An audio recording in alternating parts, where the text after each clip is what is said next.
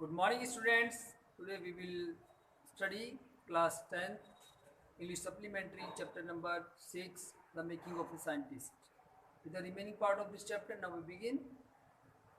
Abright's project was to see whether, in fact, birds would meet monarchs.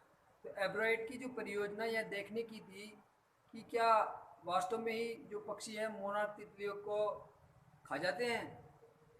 He found that a starling would not eat ordinary bird food. तो उसने पाया कि जो विशेष पक्षी जो होते हैं वे मोनार्क तितलियों को साधारण पक्षी का भोजन नहीं खाती. तो it would eat all the monarchs it could get. कि इससे प्राप्त हो कि सारी मोनार्क ही खा जाती हैं. Ebright said later research by the other people showed that viceroy probably do copy the monarchs.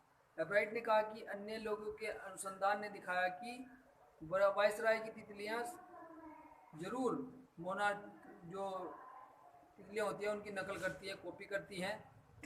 This project was place first in the zoology division.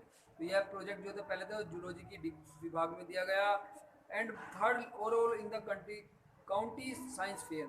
उसके बाद में जिला विज्ञान मेले में इसको रखा गया.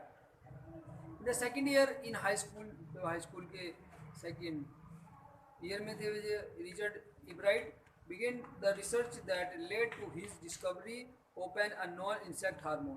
तो उन्होंने क्या किया, एक अनजाने से एक पक्षी जानवरों के जो हार्मोन होते हैं इंसेक्ट के, कीटों के, उसके ऊपर रिसर्च की. इनडायरेक्टली अप्रत्यक्ष रूप से it also led to his new theory on the life of cells. तो ये वास्तव में एक सेल्स के बारे में, कोशिकाओं के बारे में, जीवन की कोशिका के बारे में एक नई सिद्धांत था. The question he tried to answer was simple. यानी जिस प्रश्न का उत्तर देने की उन्होंने प्रयास किया वो बहुत ही सिंपल था. What is the purpose of the 12 tiny gold spot in the monarch pupa. कि जो मोनार्क तितली जो होती है उसके ऊपर 12 गोल्ड यानी सुनहरे धब्बे होते हैं छोटे छोटे, उनका क्या उद्देश्य है. ये खोजना था कि मोनार्क जो प्यूपा होता है, छोटी तितली होती है, उसके ऊपर जो गोल्डन स्पॉट होते हैं, धब्बे होते हैं, उनका क्या उद्देश्य है, क्यों होते हैं.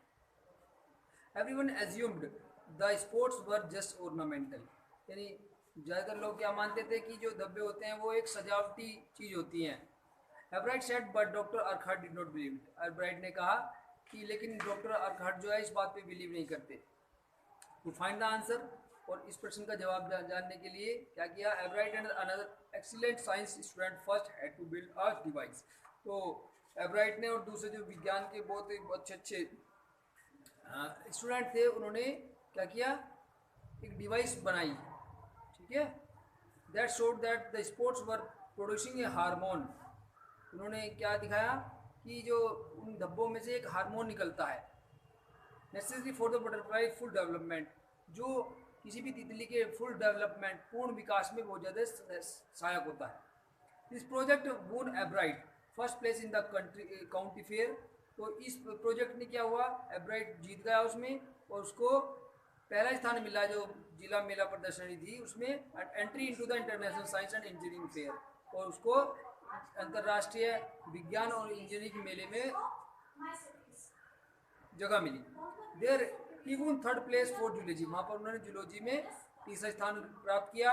ही also got a chance to work during the summer in the entomology laboratory in the Walter Reed Army Institute of the Research. उसके बाद में उन्होंने गर्मियों में एक लेबोरेटरी में जिसका नाम था Walter Reed Army Institute of Research Centre, उसमें भी उनको चांस मिला.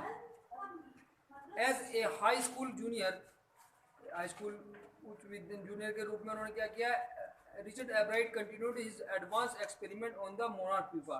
उन्होंने मोनार्क प्यूपा के ऊपर भी एडवांस में ही एक्सपेरिमेंट किए. That year his project won first place at the international science fair. और उस साल जो तो प्रोजेक्ट ने इंटरनेशनल विज्ञान मेले में पहला स्थान प्राप्त किया. And gave him another chance to work in the army laboratory during the summer. और गर्मियों में फिर उन्हें दूसरा मौका आर्मी इंस्टीट्यूट में रिसर्च करने के लिए मिला. इन हिज सीनियर ईयर, और जब वे सीनियर ईयर में पहुंच गए, he went to the step further, और आगे बढ़े हुए.